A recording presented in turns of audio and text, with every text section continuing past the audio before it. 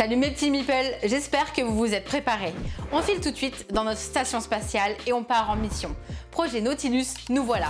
Partons à la découverte de The Crew.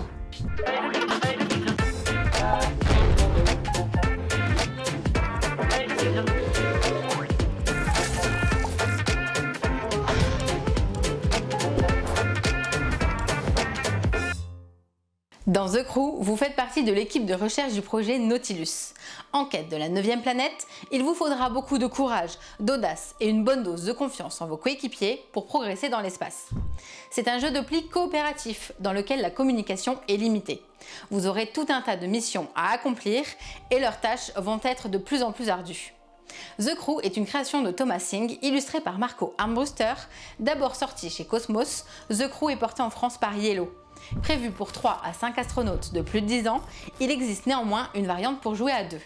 Une mission dure une vingtaine de minutes, mais libre à vous d'en enchaîner plusieurs à la suite. Dans The Crew, on va avant chaque nouvelle mission commencer par distribuer toutes les cartes espace aux joueurs. On pioche ensuite le nombre de cartes tâches en fonction de ce que le journal de bord indique pour la mission. On commence notre toute première mission avec une tâche à accomplir. La réussite des missions va dépendre de leur parfait achèvement. Parfois, un peu de communication vous aidera à prendre de bonnes décisions. Parfois, trop d'exploration vous fera perdre votre but. On a en main des cartes espace, qui sont les mêmes que les tâches à accomplir. Elles sont de 4 couleurs différentes, verte, rose, jaune et bleu, et qui vont de 1 à 9. Il y a aussi des cartes fusées, qui seront des atouts dans votre jeu, numérotées de 1 à 4, et qui permettent de remporter un pli si elles sont jouées. Pour diriger la mission, il faut un commandant. Le joueur ayant la fusée de niveau 4 obtient le jeton pour la mission. C'est lui qui prendra les décisions s'il y en a et qui choisira en premier la tâche à accomplir. C'est lui également qui jouera la première carte. Il veillera à ce que les règles spéciales à certaines missions soient respectées. D'ailleurs, quels sont les points à respecter lors des missions? Pour commencer, le joueur qui a une tâche à accomplir doit remporter le pli dans lequel la carte espace correspondante est présente.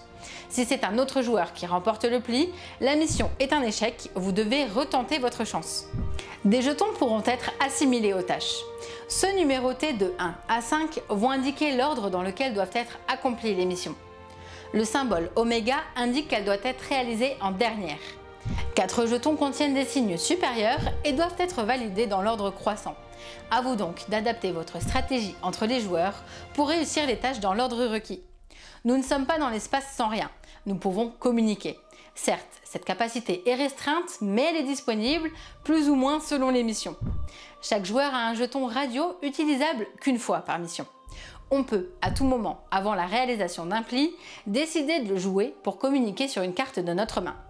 En le posant en haut, on indique que c'est notre carte de plus forte valeur dans cette couleur. En bas, la plus faible, et si on pose le jeton au milieu de la carte, on indique que c'est notre unique carte de cette couleur. On ne peut cependant pas communiquer sur les cartes fusées. Les aléas des missions feront que parfois, on ne pourra communiquer qu'au bout d'un certain nombre de plis effectués à cause des perturbations environnantes. Si on est dans une zone de silence, on pourra poser une carte pour essayer de se faire comprendre, mais le jeton radio sera posé à côté de celle-ci sans rien indiquer de spécial. Certaines parties se joueront sans tâche à accomplir, mais avec une indication à respecter, comme par exemple ne remporter aucun pli avec une carte de valeur 9.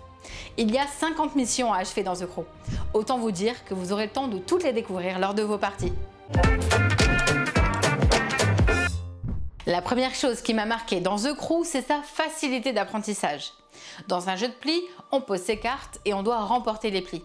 Rien de bien compliqué, sauf que dans The Crew, il va falloir remplir des missions les unes après les autres avec leurs difficultés croissantes. Il a ce petit je ne sais quoi qui nous rend totalement accro. On enchaîne les missions sans réussir à s'arrêter.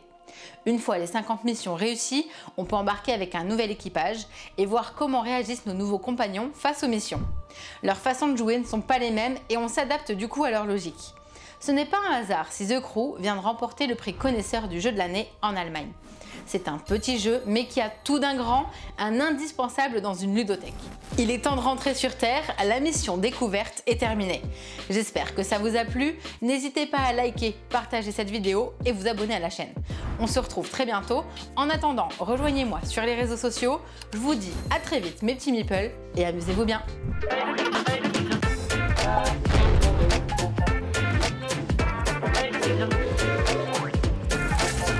Allez, n'hésite pas à nous rejoindre sur YouTube. On va vivre des choses incroyables. Clic, clic, clic, clic.